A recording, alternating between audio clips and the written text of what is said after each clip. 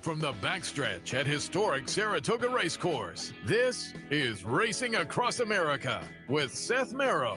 Racing Across America is brought to you by Pinnell's Restaurant, a Saratoga tradition since 1922. 284 Jefferson Street, Saratoga, just minutes from the track. And the Clubhouse Racebook, 711 Central Avenue, Albany. When you can't make it to the track, make it to the Clubhouse Racebook. Also brought to you by Wizard Race and Sports.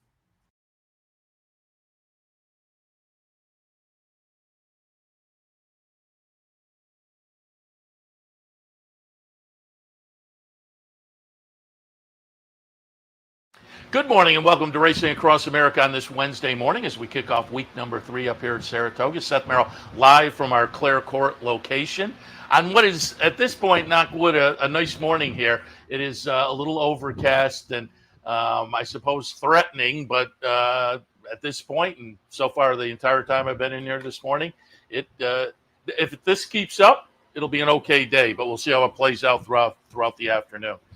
Coming up a little bit later on, we'll be joined by Tom Amello. He'll do some trip notes as we do every Wednesday, but we're going to kick things off with our Saratoga Special segment. We've only been missing one. We had Joe Clancy earlier. We had Tom Law already, but we haven't had this year Sean Clancy. Sean, good morning. Good morning. Good to be here. Happy to have you aboard. And let's just, again, tout the Saratoga Special as we always do with you guys. Latest edition is out, and give us again the schedule for the season for the special. So we do Wednesday, Saturdays, and then every day during sales week. So we do 6 in a row during sales week. So there's 20 in all. We put handicapping on our website every day and other features on our website. We came out with a Sunday, kind of a Sunday digital edition. Last week we do that every Sunday. So after Big Stakes yeah. Day. We were doing 5 days a week, 35 issues during the meet, and that was the one great thing about COVID is that that changed everybody's lives, and I don't think we'll ever go back to daily publishing, but we're here, and I know you guys are wiped out now afterward. Do you ever think back and think, how the heck did we do that? The first year we were doing, I was so aggressive. We were doing Mondays. You know, they used to race on Mondays. So that's 2001. Right. Oh, that's right. I was like, this is a daily paper. We're going every day except Tuesday. So we did. It was just Joey and I and we had a couple Skidmore interns, and it was just a disaster. We were losing money and losing friends and losing family. I mean, it was crazy. So we had done like 3 Mondays in a row, and then like we had finished the Sunday paper, and like Joey was like, I don't think we should do Monday tomorrow. I was like, okay. And we just stopped doing Mondays. Halfway through the meeting, we were like, no Mondays. And that was like, that's how we make executive decisions. We were just like, okay, we just moved on. So we never did Mondays again. Technology has made a big difference because now, you know, you can just kind of format it, put in a PDF, send it to your printer. But back in the day, I remember talking to you guys, you would be like, you'd save it on an old floppy disk or whatever and drive it to the printer. No, I mean, I remember a couple monumental breakthroughs. One was Roadrunner. We were like, oh, we got Roadrunner. Wow. We were so excited we got Roadrunner, which was high-speed internet at the time. As opposed to right. Yeah. I mean, that was like a big deal. We're like, oh my God, what we're going to be able to do with Roadrunner. And then now we send everything. We never go to the printer, but back then we would literally drive half the paper on a disc halfway through the day, and then we drive the second half of the paper to the printer, late at night. And my old college roommate, Paul Wasserman, is a great friend. He was helping us with us, and he would make the run at night with the paper, and then he'd sleep there at the printer, and then drive it back. And he'd literally come in the door. It would be like 4 o'clock in the morning or 5 o'clock in the morning, and he would just throw open the office door and throw a pile of papers and kind of kick me. I was sleeping on the office floor, and he'd kick me and say, "Now your turn," and then I'd go out and bring it out here. So, it was. I mean, I don't know if I'd ever do it again. I mean, I wouldn't do it again, but it was a great way to learn on the fly. It worked. It was fun. Not just technology, but old school geography has worked. And now you're right across the street. I remember when you guys were downtown on Broadway, and that was a difference too. Yeah, exactly. We were in the Palio building the first year. That was an old, like a not a YMCA, but some kind of fitness center that had closed down. So we were in this giant building, had mirrors all over the walls, and it was bizarre. That was our first office. So we've been around. Now we're facing Tipton, which is a great spot. And I think we have a lifetime lease there. Very Least good. that. Walking Boyd Browning so. just learned that right there. Hey, Boyd, lifetime lease. Much. Good. Much. No, Yeah, that convenient location's great. Yeah. People come and go, and it's like you really get the vibe. You see the people walking in and I out. I remember you guys, like where Impressions is now. You were upstairs. Yeah, in we that, were up there too. Yeah, and I remember that was the Travis Stone days when Yeah. before they had podcasts. He was Yeah. doing the little Oh, internet radio Yeah, show out of yeah. a closet Yeah, up exactly. there. Yeah. Very funny. We've had some amazing moments. Like everybody up here. I mean, this place is just one of the great memory makers of anything you've ever done in your life. So we have lots of those. The hard copy you can find all around the track and all around town. And again, you can catch it online if you're not in the area. This is horseracing.com. The editions come out. And as you say, always worth mentioning because I haven't looked recently. How's Shapazian doing? Because I was going to say. Tom Law's in front right now. Oh, Yep. there we and, go. All right. Actually, this year we added an ROI. So for the first time, and we have five handicappers. 2 are positive at the moment. Two positive ROs. Tom Law and Jessica Paquette's. They're both in the black. Very good. Jessica, she's always picking bombers. She won't get the number of winners like Shapazian, but she comes up with runners. And we had, I think, 3 out of the 5 the other day had Graham Motion's first time starter going a mile and a half on the turf. I mean, Joey, my brother, had seen her gallop at Fair Hill and got all fired up and told Tom Law, and I don't know how the other. I think Shapazian had her and Jessica Paquette had her. So I should have taken. Yeah, it's fun. I mean, Graham Motion's saying, "Yeah, first time starter, let's go a mile and a half." Exactly, I should have jumped in there. Yeah. Certainly. For folks who don't know your background, if they're unfamiliar, you were a jump jockey, and so that's one of the reasons we have you guys in here. Joe, also, you guys used to Steeplechase Times and whatnot, so we have you in here on Wednesdays to talk about the Steeplechase races. And let's go back and take a look. Going back to Sunday, the rescheduled AP Smithwick. We'll see Zigglepops do it, who I thought was a player, but to me, the race was between Lempeteur and Aban. They wind up running 4th and 6th in here. Aban is the favorite, kind of disappoints, and Zigglepops gets it done. What were your thoughts in the Smithwick? Yeah, it turned out to be a good race. I mean, a good competitive race. I mean, they're all right there. Yeah, they're all right there. Aban, his schedule. I think out of all the horses, his schedule probably got messed up the most with the cancellation of the Peggy Steinman. He came here, they canceled it. They went back to South Carolina, then came back up here. So I think he might have just gotten a little tired, maybe. And L'Imperator, I mean, he had a tough race in the Peggy Steinman Aqueduct, and maybe that just took its toll a little. Jack Fisher's horses probably over time. Over all the years, they kind of can keep their form maybe as well as anybody else's. So sometimes his horses will just they're kind of steady. They never a lot of them won't really see these big peaks or troughs. They'll kind of run their race. That was obviously a breakout performance for that horse. I mean, he's been kind of in the handicap level.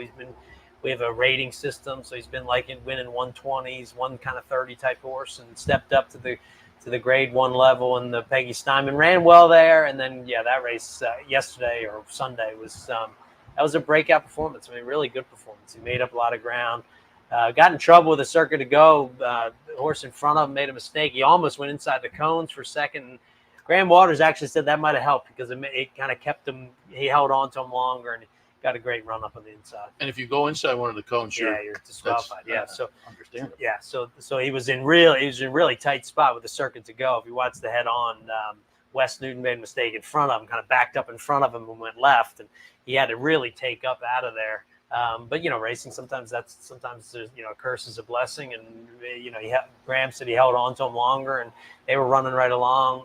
No, it's a good performance for sure. Do we know? Are these guys coming back for the Shepherd? But Jack Fisher immediately said he wasn't going to come back with Zigglepops, just mostly because the horse now he's had 2 hard races in the Entenmann and the Smithwick. That race was pushed back a little, so you got 4 fewer days going to the Shepherd. We have the Lonesome Glory in early September. His original thought was to skip the Shepherd and go to the Lonesome Glory, which is downstate at Aqueduct. Now he might change his mind. I mean, a lot of times right after a race, trainers will say something and then kind of think about it, but sounds like Aban sounds like there's a chance he'll come back. L'Imperator will come back. The second horse ran well, pick a number. That was first start in this country. I think I would guess he would come back. So you'll get the general same group. I mean, there's not really any others. mean, sadly, our 10-year-old's a great snap decision. Can't come here because he's aged out of Naira racing. So he can't be here. I had Bill and we have a few Gallo. others He like was that. here Sunday, Yeah. and we showed the Iroquois, and it's just it's crazy, phenomenal. right? Yeah, he's a great horse, and it's hard. I mean, I understand the rule, but steeplechasing kind of got caught up in it a little bit. Because like our 10-year-olds are still pretty young, they're still going strong. But yeah, it's a little disappointing not to see him. But he's 2 for 2 in the spring. He'll come back in the fall. Might get a couple other new ones. I'm not sure. I think there's another new horse maybe coming over for the Shepherd if he gets here in time. So no, that was a good competitive race, and I was impressed by Ziggle Pops. Never really held him in that kind of level, but that was like potentially a player, but it had to play out the way it did with the 2 big horses not fired. Yeah, exactly. And looking back on it, those 2 horses probably had excuses kind of leading up to it. With a hard Imperator had a hard race. Bond didn't have a race. He shipped back and forth to South Carolina, which obviously would mess up his training a little bit. Yeah. Maybe that took its toll. I don't know. He was it looked like he was traveling really well and just flattened out. So I'm not sure why he flattened out, but and that was first start against open companies. He's been winning novice races, so he's in a little bit of a restricted company. That was first start open company. Maybe a little excuse there. I think out of the horses, he probably would have needed the race the most. If you look back, he hadn't run since May. And he's run against horses that had that Peggy Steinman race. Really, if you really studied it, most years our horses would come from all the steeplechase horses would come from Nashville or some race in May and make their first starts into Smithwick. So this year you had horses like Ziggle Pops had his race in the Entenmann. Maybe that, or not the Peggy Steinman. Maybe that gave him a little more. Maybe he was sharper for the Smithwick, and Aubin was a little. Maybe he needed the race a little. If you had to analyze it, maybe. And will you have some horses running River I Deep? hope so. Yeah, I've the novice coming up next week. Unfortunately, Wake and Grade 1 winner from last year, he's hurt, so he won't. He's out for the season. That was big, right? Yeah, it was devastating. I mean, it was brilliant last year with Shepherd, and then he got hurt in the Entenmann. I keep saying Entenmann, the Steinman. He'll be fine to be back next year. But yeah, I'm going to miss Saratoga with him. Had a few others get hurt. So Marshall really Graham's in on. Yeah, 10 horse, strike right? racing's involved in the Wake. And in other words, Jimmy Dan, who they have, he's 2 for 3, which has been fun. So yeah, we're trying to I came up. I always say I came up in the days when there was no difference between steeplechasing and flat racing. It was just everybody was playing the same. It was the same game. Everybody was playing. It was, Sidney Waters was winning. He had a champion over hurdles and champion on the flat, like basically the same year. Love Sign and Shadowbrook and those kind of horses. And so, Tom Voss, Jonathan Shepard, whenever, even the owners, all the owners, Mrs. Pace, Virginia Craft Payson owned jumpers, Rokeby Stable owned jumpers, Mrs. Ogden Phipps owned jumpers. It seems like some flat guys now are starting to get into it, like Marshall. Yeah, and it's been fun. Clips Thoroughbreds. We obviously, nobody in steeplechasing says you should get rid of all your flat horses and own steeplechase horses. But if you have the right horse in the right situation, try it. And a horse like Aubin is a perfect example. He was kind of phased out on the flat. He wasn't trying very hard. They said he was sound, big, pretty horse. And they thought, well, give it a try. We'll see. And he's, just revolutionized his career, revitalized his career. And they've had some fun. They go to places, and I think their partners have had fun. So 10 strike, same thing. 10 strike, Marshall Graham's like, I love long dirt racing. I should really love steeplechasing, and I'd like to support it. So he's owned a couple horses with us and had fun with it. A horse like Jimmy Dan, he claimed cheap, 7,500. Couldn't win for them on the flat. We made him a jumper, and he won his first 2 starts and made 30,000 this year, and they've had some fun, and the horse is still, he's still productive, which is important. I love jump racing, and it's fun to handicap, it's fun to play, it's fun to watch. You were a jump jockey. Now you own jump horses. And when we had Bill in here, we talked a little bit about it. Colonial has really put together a jump program every Thursday, I think, right? They start with three. They skip one Thursday, I think. Maybe this Thursday. I guess they don't have it. But anyway, three races jumps, every so Thursday. you run horses down there? I'm going to skip this week. I ran 2 last week at a second or 2/3 at Colonial, and then I have a couple to run down there. But they're maiden races, allowance races. They've been really supportive, good purses. It's been good racing actually so far. But yeah, look, we just we just want to be part of thoroughbred racing. They're thoroughbreds, and we like racing. And to me, anybody who bets on a horse, owns a horse, likes the horse is an ally. I don't whether that's the harness track across the street or whether you're an event rider or riding polo ponies or anything else. I just think all of us, I think we're all allies and everybody pulling the same direction. So, and that has improved.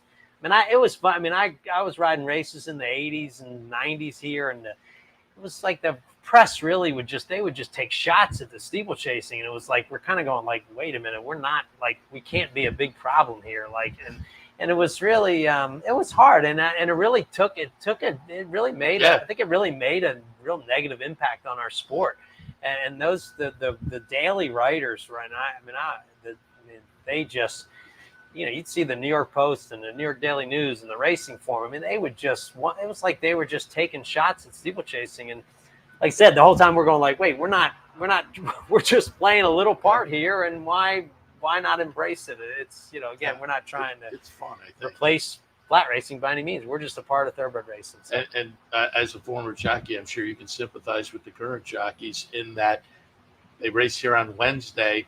And there are 3 races down it, and I'm sure these guys are hopping in the car and going down to Colonial on Wednesday night. And it all depends on your weight. If you can eat, then that's fine. But if you're not eating, those are long rides, long road trips. I used to like when we. But in your day, we were kind of alluding to it, and you've told great stories about it. But you could base yourself right up here for the entire season. Yeah, it was great. Look, for me, I mean, I was a kid coming up here. I came up here in my first summer. I was coming up with my dad. You know, we come up for races and a week here and whatever as a kid. I mean, back when I was here, you know, in the 70s, and Dad marched us over there to watch Secretary and watch 4 go, and they both got beat. And we were like, man, that was disappointing. So that's how long I've been coming here. But my first summer up here, my first full summer was 1989. I worked for Mickey Prager Jr., which is, you know, just an awesome trainer. I mean, really nice, sweet gentleman of a man. And he had 14 horses, and, you know, I galloped 7 a day for Mickey Prager. My next job was Mike Freeman, who trained Chouvi. His family was here the other day. That was 1990. Leroy Jolly in 1991. Then I worked Mike Hushin for a couple years, John Hertler, P.G. Johnson, Leo O'Brien. You know, just the classics. It's great. Yeah, and I mean, I love that part of it, to come up and gallop flat horses for flat trainers and really get to know them, and they've been great allies for like one of our first advertisers in the Saratoga Special was Chime Bell Farm, Mike Freeman's farm, and Mike and I were streaming, and they just supported the paper because I had galloped horses for them 10 years earlier. I mean, and it was really they're the sweetest, most lovely family, and just been very supportive. And I met lots of future advertisers galloping their horses and getting to know them when I was galloping race horses. I mean, galloping the flat horses. That was, I mean, for me, it was like, you know, come up here and gallop flat horses for those guys. It was just like, you're just in awe, you know. Just I could give you 14 names of Mickey Prager's horses and Mike Freeman's horses that I galloped that I just like. I mean, just did you ever contemplate remotely, because clearly your talent as a writer and an award-winning writer says you made the right decision, but did you ever contemplate, hey, maybe I'll train? I thought about it a little, and I dabble with a few horses. I tried it a few times. My dad was a trainer. I watched what he was going through, and one of the reasons I looked around, and everybody I knew said they were wanted to be a horse trainer. I mean, every jump jockey I had Chip Miller wanted to be a trainer, and Arch King was going to be a trainer, and Court Marzullo was going to be a trainer, Brooks Durkee's going to be a trainer, and I mean, everybody said they were going to train horses. I was kind of looking around, going, there's not a lot of opportunity here. And luckily, look, my brother was a journalism major in college. He was working for a local newspaper, and he had some expertise with that. I went to school. I knew I wanted to do something else than ride jumpers. I mean, I was riding jumpers. I loved it, but I knew I needed to do something else. And I came up with the idea of Steeplechase Times. He came up with all the brains and all the knowledge and all the ability to pull it off. And so then I got writing with Steeplechase Times, and then Saratoga Special was very much a way, like, I wanted to figure out how I could stay here. You know, I wanted to come back here. Like, what's my role? Not going to train horses. Can I own horses? I wasn't really thinking I'd ever own horses. And I was thinking, man, how can I play a role in this place? I think for all of us, I think somebody like you and like anybody who works here at Saratoga, whatever you're doing, most of it was, a lot of the impetus was just to somehow get to Saratoga and play some role. I mean, I'm not like a guy's just going to come here and do nothing. And the same for you, I'm sure. Like you can't afford it. Like you need a job. You got to make a living. And so Saratoga Special was very much like, I want to be in Saratoga. I want to play my part. You know, I can't be a flat jockey. I'm not probably going to be a trainer. Like I gotta play some role. I want to be there. I want to make a, you just want to play. You just want to have a role. And now it's become a staple up here. Yeah, you should be, because it really is a big part of the whole. To have at one time daily, but now a couple times a week, and as you say, all week on sales week, to have a newspaper like that focused on racing. You guys always say it, and it's true. I see you guys in the winner's circle afterwards, but you're not necessarily in that gaggle right around. You'll get the trainer or the jockey afterwards, and you find different angles, and it's fun. And then the here and there, and the quotes and whatnot. It is a great piece of Saratoga, so you guys have done a good job. You should be proud of it. Before we let you go, did want to just get some thoughts. First, I'm going to play a replay of the Curlin last Friday. We'll watch Unmatched Wisdom. And I'm going to show this because I'd love your opinion on the 3-year-olds at this point. We also had Dornock win the Haskell. It seems like Chad with Unmatched Wisdom is going to come out of the Curlin and maybe head to the Travers. Very talented horse. I don't know over time how the Curlin runners have fared, but this year may be the year to take a shot. But Dornock with the win the other day, and Mystic Dan kind of being on the sidelines, he has become a little bit interesting. Dornock with 3 stakes wins this year, but it's been all year long. They beat each other up, and nobody has really stepped to the forefront. What are your thoughts on the 3-year-olds? Yeah, no, that's exactly right. I mean, I think Dornock's he's obviously done the most. I mean, he's tough. The Haskell, you think, oh, he's going to get beat, and Fierceness, Mind Frame made a run at him and went by, and it looks like it's over, and he digs in and tries and keeps going. I mean, he's a very likable horse, and what he's done in his last 2, I mean, he's hard to fault, and I like his style. He can be in front if you want. He can stalk a little if you want. I like that part. They've done a great job with that horse. They've brought him back. They experimented. Yeah, a little. Why not try to experiment? But then that failed. Now they're. No, they made it. You make. I mean, along the way. I mean, sometimes you lose the battle, but you win the war. And they learned enough not to do that. And and again, he doesn't have to be in front, but you got to let him run out of there. He's probably his biggest weapon is his cruising speed, and he tries hard. I mean, that's what I really like about him. He digs in and tries. So. Nice horse. Obviously, Torpedo Anna is the real question. I mean, will she try the Travers? And, on one hand, you say, oh, man, you got to do it. On the other hand, you think, oh, would you do that to her? I don't know. It's tough. I mean, let's take a look. Sorry, I don't know where we're going, but I pulled up the Coaching Club American Oaks and Torpedo. And, Kenny McPeak afterwards kind of said, yeah, I can go in the Alabama, but, we'd be a big favorite, and the bettors wouldn't like that. Nobody liked that. So he's thinking about it, and you go to social media, and a lot of people are saying she's the best 3-year-old overall. After Dornock's performance this weekend, I'm not sure, but it's going to be interesting to see how it plays out over the next few weeks. No, she's something else. I mean, to overcome her break, be able to just get a position that fast, gallop around there. You look at her in the stretch, her ears are flicking, and Brian Hernandez, he's just looking at the TV screen. He did a great job, too, with the little stumble. Yeah. He got her up, but then realized I don't want to be up, faded back a little bit. That was a good ride. No, he's a beautiful. No, and he's given her beautiful rides. Like he's never panicked. Even in the race up here earlier, he just lets her find her way from the outside post that day. Kind of lets her feather over. I love the way he rides. He's just got a beautiful style. He's such a. I think I wrote it as I wrote it in today's Cup of Coffee. I think is there a better ambassador for the sport than Brian Hernandez? I mean, just the way he conducts himself, the way he handles things. I love the way he rides. But no, she's very good, and that's like the sportsman in you says, "Oh man, the runner in the Travers right now, the custodian of the horse, man, do we want to do that to her? Because you'd hate to see her lose. Hate to see her lose the Travers, just for her because she's been so good. And I think she sewed up the Eclipse already though. That went on Saturday. For sure, she's got that. I mean, there's really other than just if she gets beat, you've as a horseman, you would feel responsible for doing that to her. And I think that's really the only, and I think that's where trainers, like the only thing that's bugging you or bothering you about the decision is just letting her down, putting her in a situation. If she does, you just hate to see her, lose just because you're the custodian of the horse, and you just hate to disappoint them or put them in a situation to have them lose. Everything else, you got nothing to lose. I mean, she's got the 3-year-old filly title. She's obviously going to beat 3-year-old fillies going 1.25 miles, 1 mile and 1/8, whatever distance you want. She's done all that. So yeah, take a shot at the Travers. Again, it just break your heart if she gets beat. You just look at her and just be like, sorry, babe. That's the tricky part. It'll be interesting to see what Kenny decides because a win in the Alabama is not bad either. Right? Great one, a traditional race like that. Exactly. So we'll see where they go. I pulled up one more replay just to talk a little bit about the human side of things.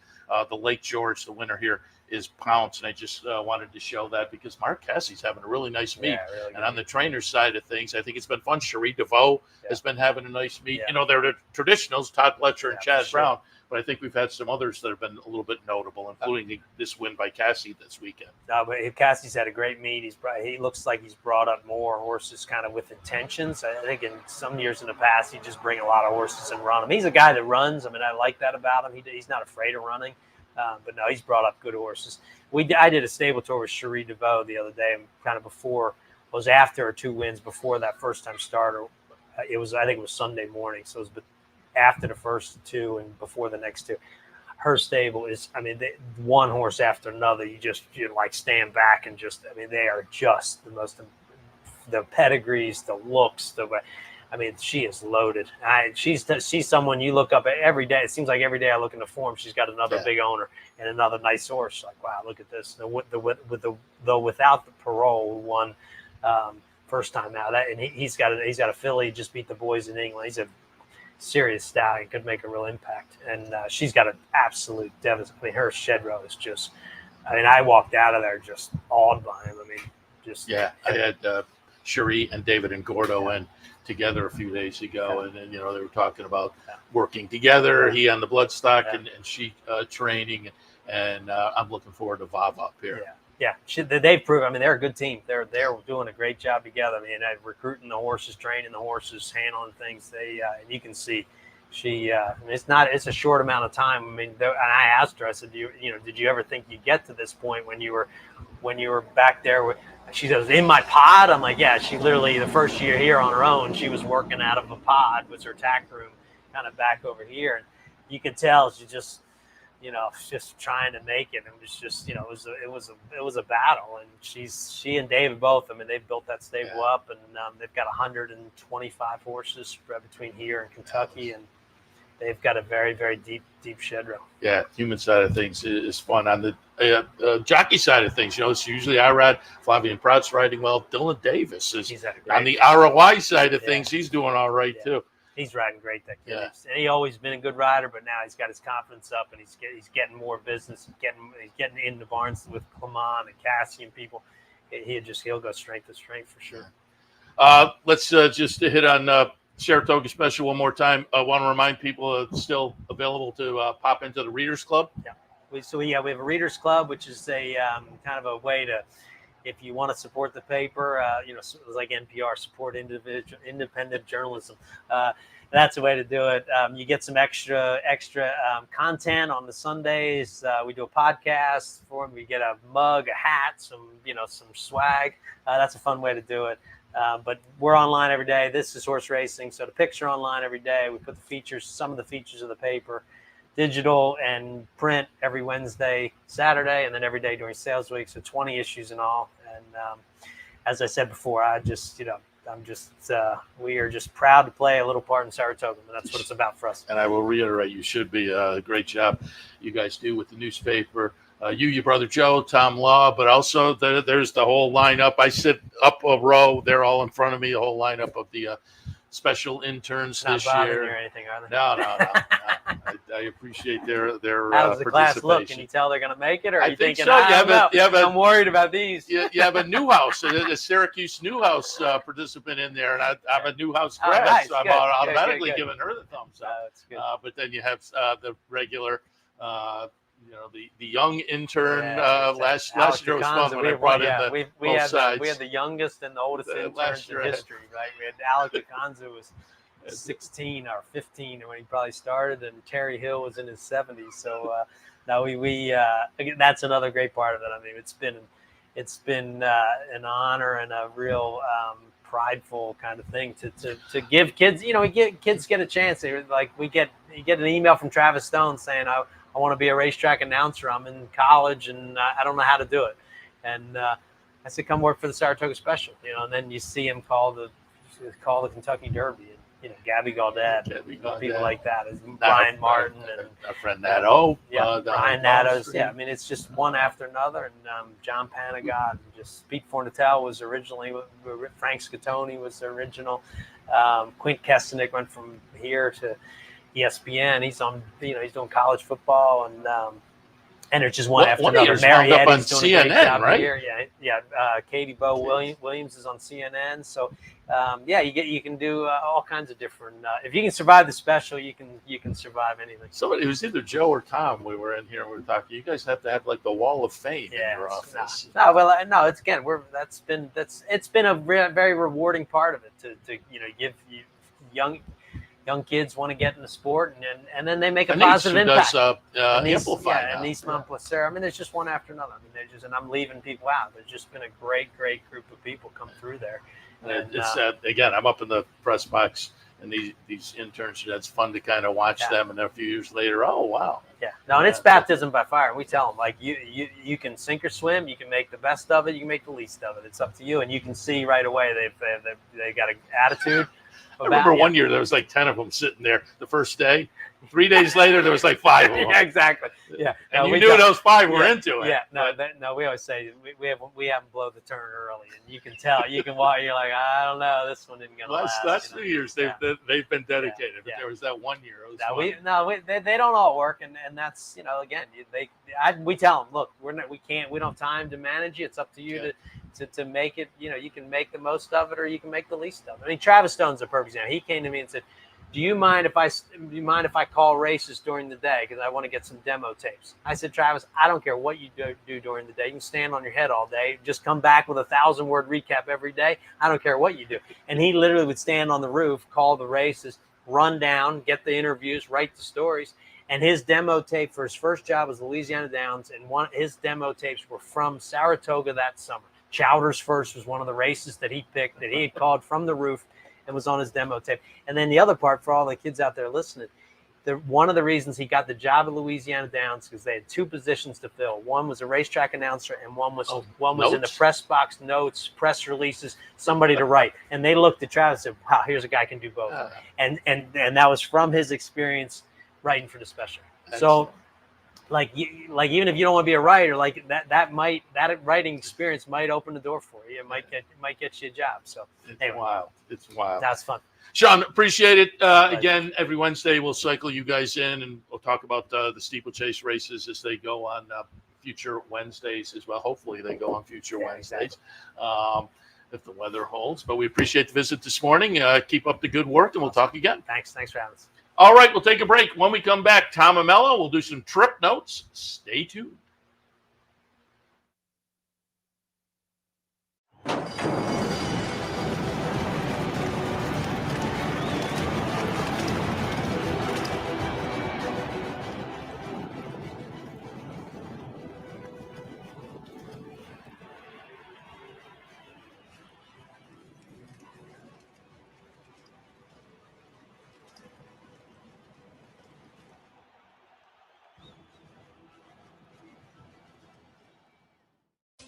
Capital OTB is now streaming live on Roku.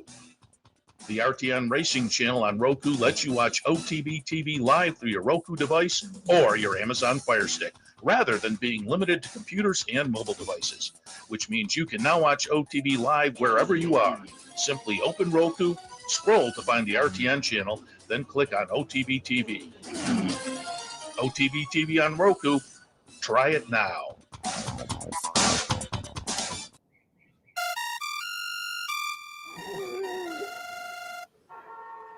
Come on.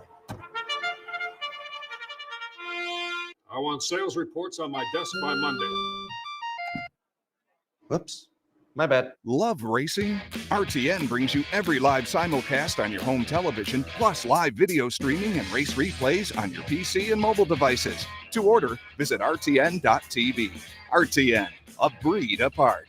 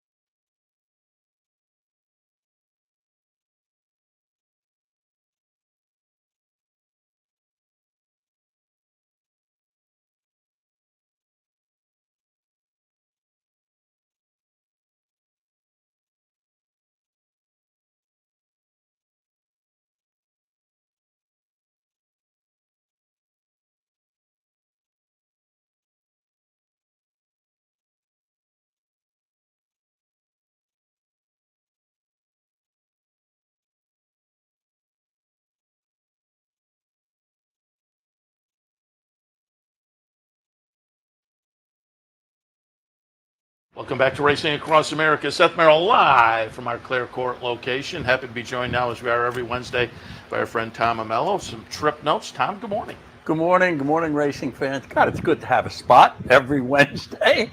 Happy to have you in. We hope everybody's happy with that. I'm happy to be here. Yeah, we've got 3 races we're going to talk about, we're going to look at. Before we get to the races, I just wanted an opinion because we just showed it with Sean. What were your thoughts on Torpedo Ann on Saturday? Man, she was fabulous. Well, that's almost the old fall down, get up, and still win effort. You know, she stumbled. I think for a moment, folks thought, well, he's going to just let her settle and rate and hope to run by. Nah, she said, no, out of the way, boys and girls, I'm coming through.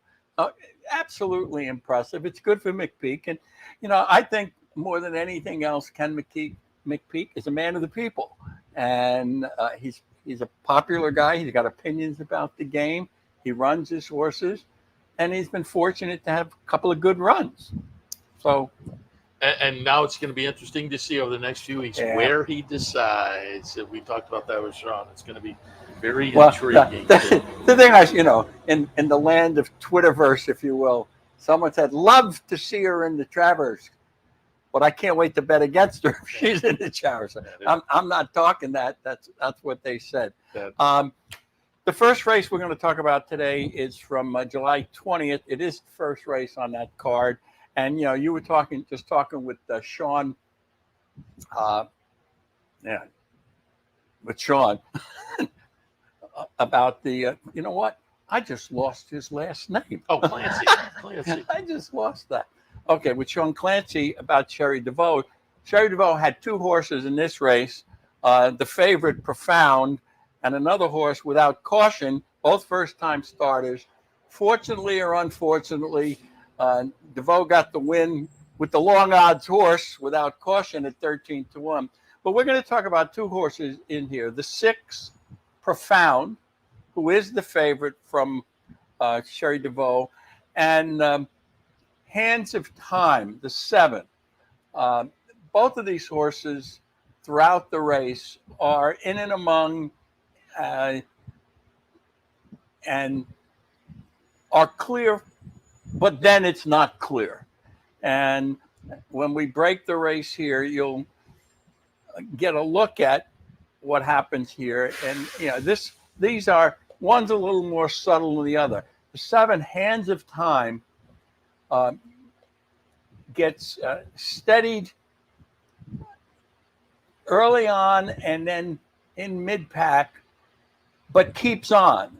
So I think they're going into the first turn here, and the 7's at the rear, and she's gonna tap on it right there into the turn. The 7 gets to tap on it in tight, and is now in pretty good position on the rail, sitting 5th. The 6 is further back in the field along the rail, and is going to remain on the rail throughout, and then going to get caught in tight trying to get through. This looked like a horse who was well meant and full of run. And as you had the conversation with Sean, Sherry DeVoe's horses always look well. They're well meant, they're well prepped, and they run very well. And we are learning here another handicapping lesson: always bet the longer half of it. Well, yeah, which I say that humorously, but man, it has worked out with a punch. This season, it isn't a rule necessarily, but boy, it has been a rule this season up here at Saratoga. All right, so the 7 is now behind horses, and the 6 is going to be coming up the rail. Here's the 7 in mid-pack now, just gets steadied there, is now going to angle to the inside and keep on well, and the 6 just got steadied at the back of the pack in the yellow cap. So here's the 7 finishing very well. He actually changes leads somewhat greenly. So these maiden races with, let's say, here's a field of 9 with 2 horses who had experience and 7 first-time starters. A lot of white space on the page, and they're real head crackers. The 2 horses with experience, Helicity and Nudge, ran reasonably well, but were no match for Without Caution, who exploded down the lane, and at 13-1 was nice price for Sherry DeVoe. So the 2 horses out of that race are the 6, Profound, and the 7, Hands of Time. So we'll move now to the 6th race, and we're going to look at the head-on here. We'll pull it up, and the horse we're looking on is the 6, Parola Secura. Now, this is an ironic trip, if you will, because Parola Secura is going to press the pace 3 wide, and here she is. He is, I think, in the black cap. No, just behind. Pressing, it's a black. And now he angles to the rail and looks like he's going to get an absolute perfect trip. And if you've got some money on the 6 right now, you can't be feeling too bad. That's a pretty good position to be in a turf sprint. So at this point, the jock has a decision. Is he going to go out or is he going to go in? He goes in. And here we go. He's going to get squeezed like a lemon here. Right there. Hits the fence. Hits the rival who bumped him. The one gets knocked off as well. And it's all over for both of them. Now, the one wasn't going to win the race. But Parola Secura was in the midst of a good move and got, what do they call it? I don't know if that's the blind switch or what, but he had space when he made the move and he got squeezed. So the one has a tough trip as well because he's done, but I didn't think he was going to win this race anyhow. Yeah, no, that was definitely notable in that Parola Secura did definitely look to be making a move that was stopped abruptly. So that is definitely a trip, no question about it. Yeah, and these 5.5 furlong turf heats, they're I think almost more dependent on trips because they're going all out from the beginning. And you can't have anything go wrong like that. No. The slightest interference will knock you for a loop. I appreciate the crack tech crew running this twice for you. But yeah, obviously Parola Secura has. She was 3-1 in the field. She was a soft. This was a chaos race. You had 2 horses at 3-1, one at 4-1, and a 12-1 wins. And that 12-1 was Ray Handel's Union Dolly, but under the very good Dylan Davis. By the way, I'm gonna mention this for the Friday card.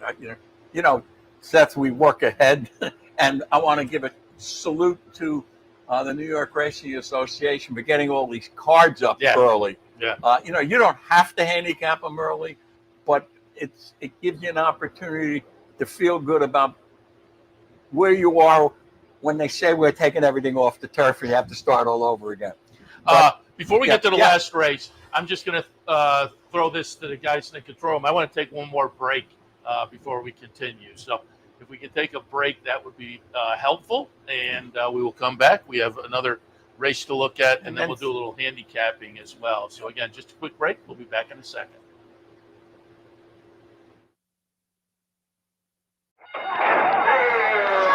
Why just watch the races when you can be in the middle of the action?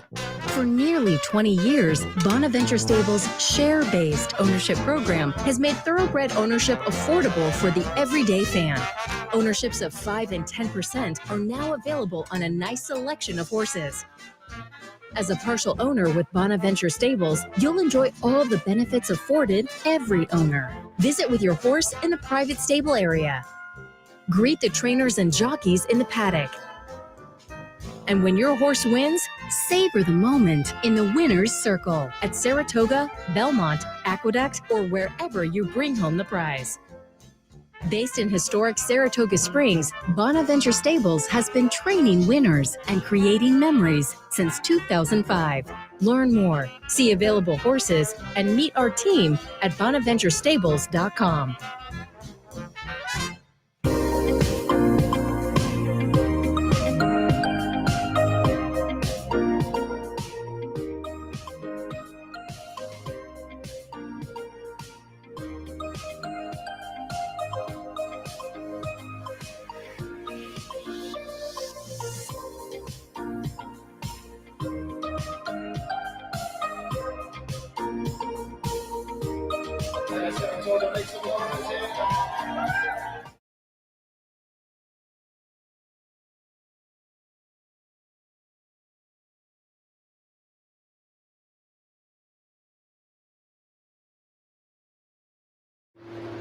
Welcome back. Tom Amello, Seth Merrow here on a Wednesday morning into Wednesday. What do you? I'm thinking we're going to be okay. I'm talking myself into it. As I was driving over here, it was overcast and darkening, and I was wondering if we were going to sit here and talk about, well, maybe we're going to get rained on. I think we're going to get rained on. I think it's going to be late. I can work with that. Yeah, that's right. With that. All right, let's jump back in. We got another race to look at going back to Sunday, and I like this one because this was I ended the day on this note. Okay.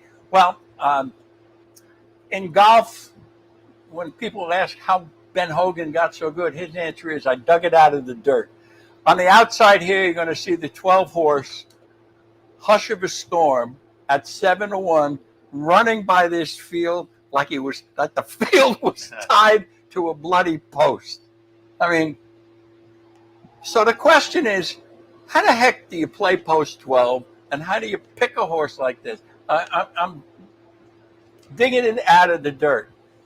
This, I think a couple of years ago we did you were over at the B&B. We did a segment from the porch, and that day we talked about Billy Youngins and a long shot I can't remember the name of it, but paid 38 to it, something like that. And I pointed out that he's a long shot guy, and his same horses score at big balloons, after time. Okay. Well, in 2023, trainer Bill Murray shipped Hush of a Storm to Saratoga off several works and races on the synthetic track at Turfway Park. Scored at a big price. In handicapping the race, I look at pedigrees. I look at where they're coming from. And Seth, I think we've talked before. I play Tampa in the winter, and Tampa gets a lot of shippers coming from the Tapeta at Gulfstream Park for a lot of their cheaper races. And I haven't got the statistics, but it's an anecdotal study that horses coming to turf or to dirt from Tapeta seem to have great conditioning. And you can get a good price on a horse switching surfaces if they prove they can run on both. And Hush of a Storm was legged up on the at Turfway Park and raced at Turfway Park. And I mean, he ran by that field like he was a sprinter against marathoners. So, the learning here or the thing here is it's not all on the pages of the form. And if you have the ability and the time to do the work, you can find some of these horses at at good prices. Which brings us to the discussion of how do you get money?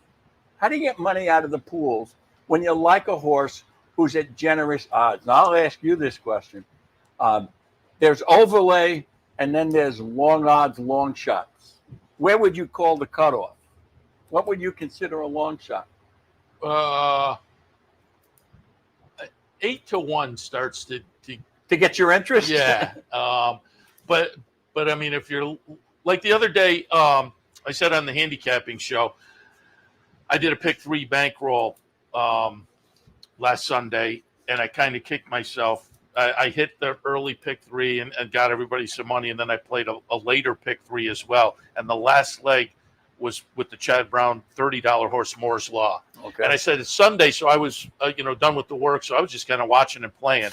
And Moore's Law was one that I didn't use in the pick 3, and I sat there, and the more I looked at the past performances and looked up at the odds board and saw 14 to 1, I fell in love with the horse, and so I played the horse at 14 to 1. Good for you. But I wish that for the team I had it in the pick 3. But at 14 to 1, yeah, you start to get at those mid $20 up to 30. Then you're taking an extra look, I think, if you see something you like. Okay, so the question then is when you look up at the board and you see a horse who you have some interest in, and now is ascending in odds play, how do you make sure you get money out of the pool?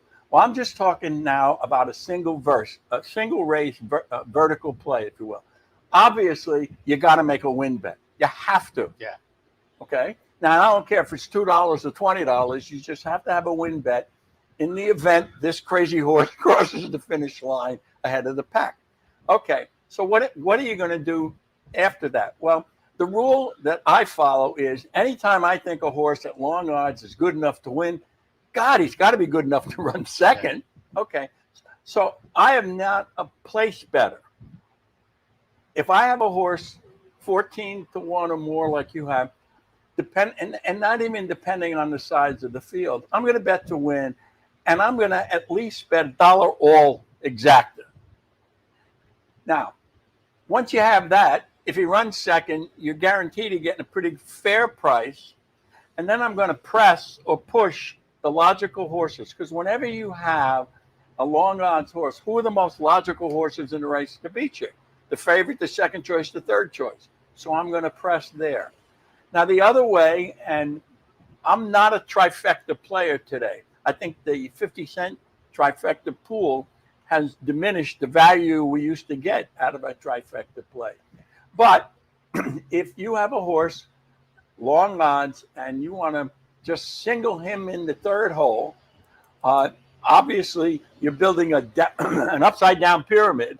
And so you need 3 or 4 horses on top, some of the logicals, and maybe an upsetter, and then a few horses in the middle with your horse underneath. So now you have a 14-1 or 20-1 shot covered. If he runs one, pretty much if he runs 1, 2, 3, can you still get beat? Unless you go all, yeah, you can get beat. But that's the way to cover. And as I said, most of the time, I'm looking to get money from a long odds horse in the win pool and in the exacta pool. Now, you had him in the pick 3. That's nice. No, I didn't have him. Oh, you didn't have him. I was kicking myself. Oh, I did. Okay. But I did just what you're saying. Yeah. For the most part. Well, because I looked and at 14-1, and I said, the more I looked, the more I just fell in love with the horse. So I played a win bet. And the more I looked, the more I fell in love with the horse. So I went back and made another win bet. And then I took the 4 horses that I originally had as the play, because I hadn't used them at all. One of mine had scratched, so I was left with 3. And I did some exacta boxes with those. And so I didn't get the exacta. So I was kicking myself a little bit that I wasn't a little more clever with that. But I was perfectly happy. A $30 horse in the win play I had. I walked out of the race okay there. But it was basically what you're saying is what I jumped in with. The one thing that I do, I try not to box the long shot and hope I'll get enough on the win. I'll take the win then. If I have enough units on the have enough units on the win end, I'll take that. And if he runs second, I'll take the exacta as a place price. And I don't feel bad if the box paid 500, or 200. I don't feel bad because that's the decision I've made. So, 2 things about this segment. One, we're watching horses with subtle and less than subtle trips that you can either play back or play against. Depending on the situation, that trip might cause that Parola Secura to be 2 to 5 or something like that. So we don't need any of that. So next week we'll look at a few more horses to watch, and we'll talk a different pool. I don't think we'll get 2 to 5. There are trip watchers, and if they happen to be public handicappers, they may toss it out there, and so you might not get what you're hoping. But I still think there's going to be value because a lot of people aren't trip watching. Right. So we will. Well, that's what we're trying to encourage people to do. You'll enjoy the game more if you watch races and replays, and you find yourself a nugget at the table that nobody else or many people don't have. That's how you find some value there. Tom, as always, appreciate the visit. Good luck this upcoming week. We'll see you next Wednesday. Okay. All right. We will wrap it up for this edition of Racing Across America. Don't forget today, Prize Wheel Day at the Clubhouse Racebook. Stop on by and have a little extra fun. Free admission on a Prize Wheel Day at the Racebook. Also, there's a $100 Play the Board contest tomorrow at the Clubhouse Racebook, so keep that in mind for Thursday. Friday, there's a $100 knockout challenge at the Racebook, so a lot of action down in Albany on Central Avenue this week, but also at the Broadway Lanes Easy Bet on Friday. It's a fan appreciation day, so if you're a patron at Broadway Lanes, stop by so we can say thank you to you. Saturday, Clubhouse Racebook, King of the Hill contest. Bounty Bet also comes up on Saturday. Keep that in mind. And the Pick 3 bankroll, which I just talked about, that will open up for entries on Friday at capitalotv.com. We'll alert you to all that as the week progresses as well. All right, enjoy your Wednesday afternoon. Looks like a fun card. So far, so good weather-wise. We'll keep our fingers crossed that that's how it plays out. Either way, have some fun, make some money. We'll meet here tomorrow again for Handicapper Support at 9, Racing Across America at 10. See you then. Turn your love of racing into savings with equine discounts through the NTRA. Purchase through equine discounts and receive great savings on well-known brands like John Deere, Sherwin-Williams, Big Ass Fans, Farmers Insurance, and Office Depot. Join thousands of other equine members and support companies that give back to the sport we all love. Call 866-678-4289 or visit equinediscounts.com to start saving today. Want to get your career in horse racing off to a fast start? Well, the University of Arizona's Racetrack Industry Program is your winning ticket. The Racetrack Industry Program has served as a springboard to some of the industry's most successful individuals, with a proven track record of job placement right out of college. If you want to earn a degree in the exciting horse racing industry, the Racetrack Industry Program can put you in the winner's circle. What if there was a way to become a better horse player, to have a better knowledge of the game, to be more successful? What if there were a way to take what you've learned, what you know, and make better decisions, better choices? In horse racing, knowledge is a powerful tool. Race results and replays, past performances and live streaming, wagering from all your digital devices. Capital OTB. Become a better horse player.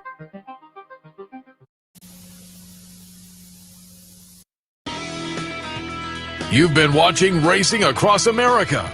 Racing Across America has been brought to you by Pinnell's Restaurant, a Saratoga tradition since 1922. 284 Jefferson Street, Saratoga, just minutes from the track. And the Clubhouse Racebook, 711 Central Avenue, Albany. When you can't make it to the track, make it to the Clubhouse Racebook.